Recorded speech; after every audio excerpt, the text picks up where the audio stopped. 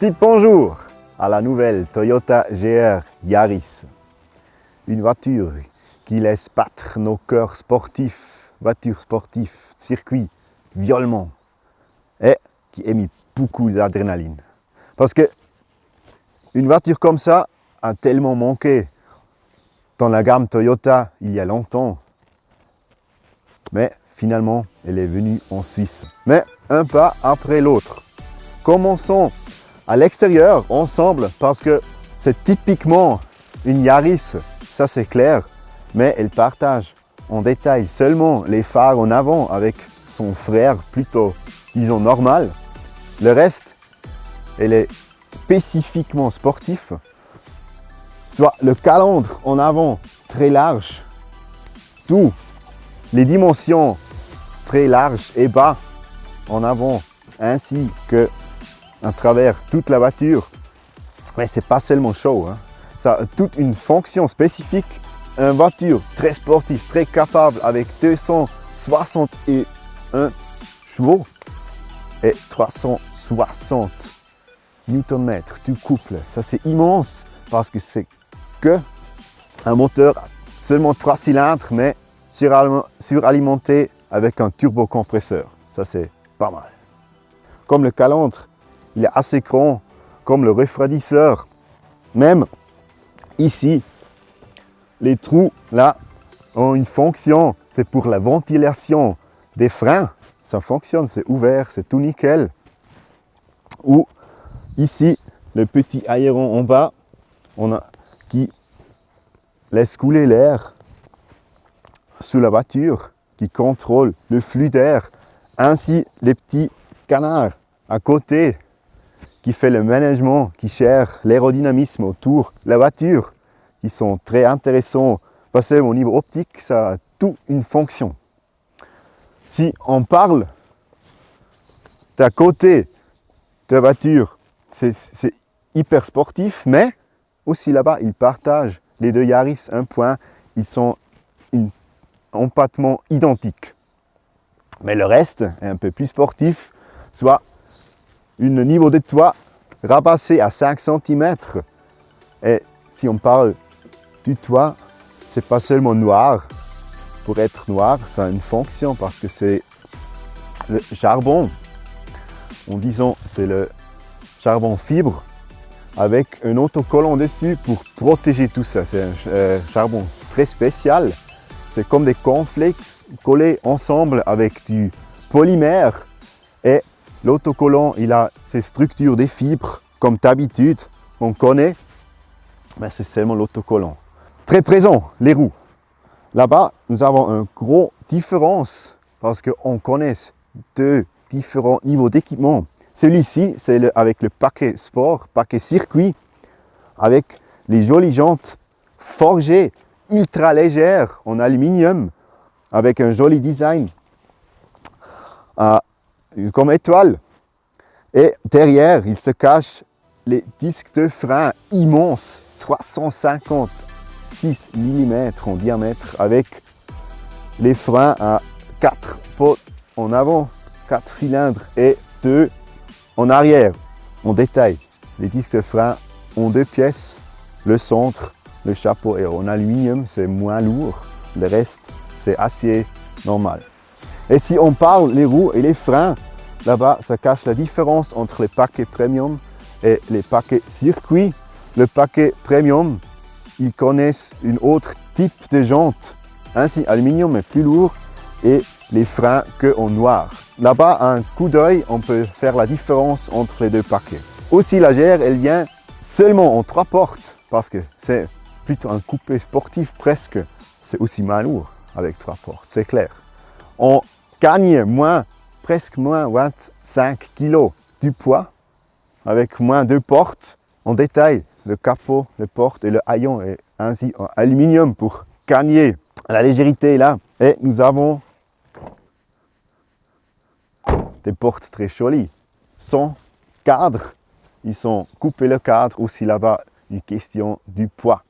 Regardons vite maintenant à l'intérieur ensemble, parce que aussi ça contient des éléments très sportifs.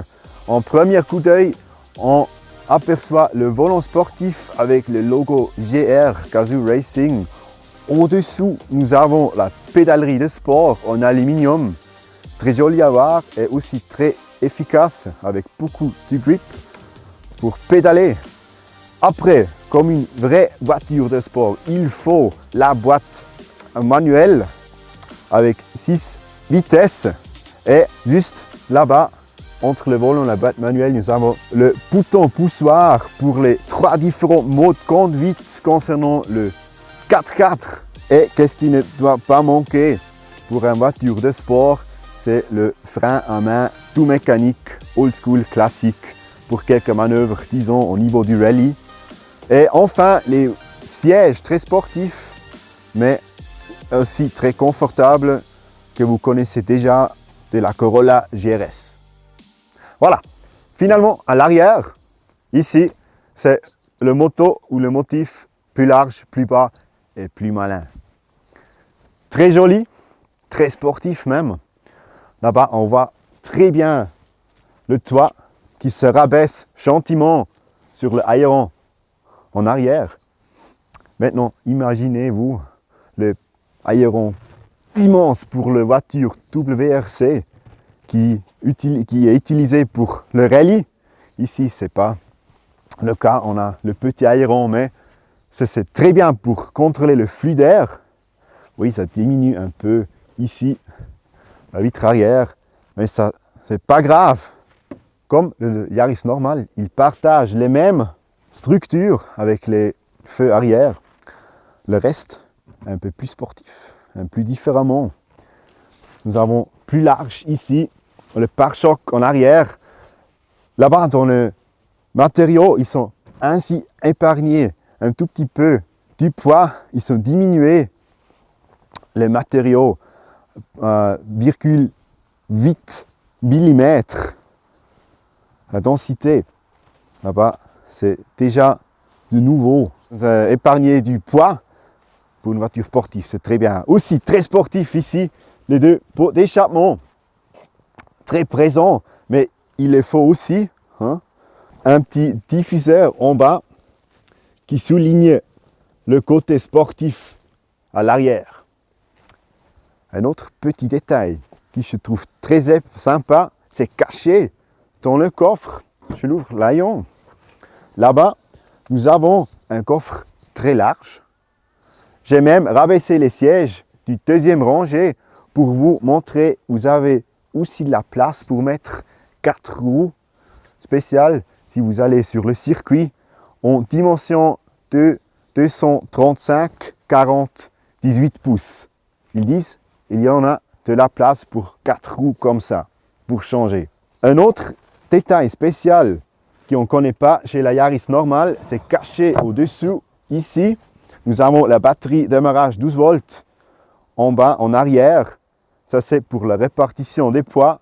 Ça, c'est meilleur pour une voiture sportive. Pour les deux axes sont un peu équilibrés au niveau des poids. Et nous n'avons même pas de place au-dessus du capot en avant. Oui, je sais, c'est qu'un 3 cylindres, mais il a un immense filtre à air pour récolter l'air, pour alimenter le turbo en fait. Alors ils ont décidé de placer la batterie là-bas. Très bien. Alors, je ferme de nouveau parce que maintenant, c'est vraiment le temps pour conduire.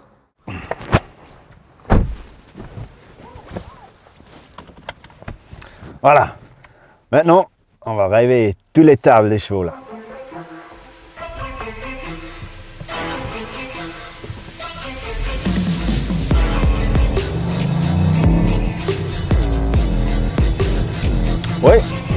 Oui, c'est vraiment pas mal. Je suis assis très confortablement, bien soutenu par les sièges là. J'ai tout dans mon ligne de vue. Le levier, une boîte vitesse, très proche, très sec, très direct. Ainsi, la direction, c'est hyper direct. Je peux même sentir un peu où le véhicule se promène. Qu'est-ce qui se passe là sur le sol? Ah, c'est cool.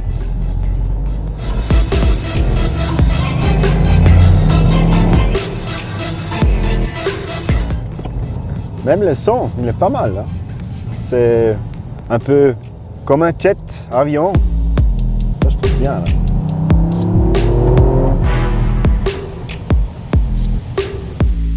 Et si on aimerait la conduite sportive, on a même la choix ici. Entre 3 modes de conduite, au niveau de traction 4x4, on a le mode normal et le mode sport et track. Le mode sport, il va faire la répartition du couple entre les essieux arrière-avant.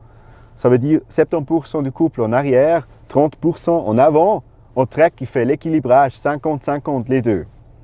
On a même un mode expert. Mais mode expert, attention, que pour les circuits fermés, pas pour la route normale. Mais ici, nous sommes dans un petit circuit. Alors, je vais essayer au mode sport. Comme ça, tac, et je tape tout bref sur le bouton de réglage stabilisatrice dynamique. Et ça y est, on y va, c'est parti!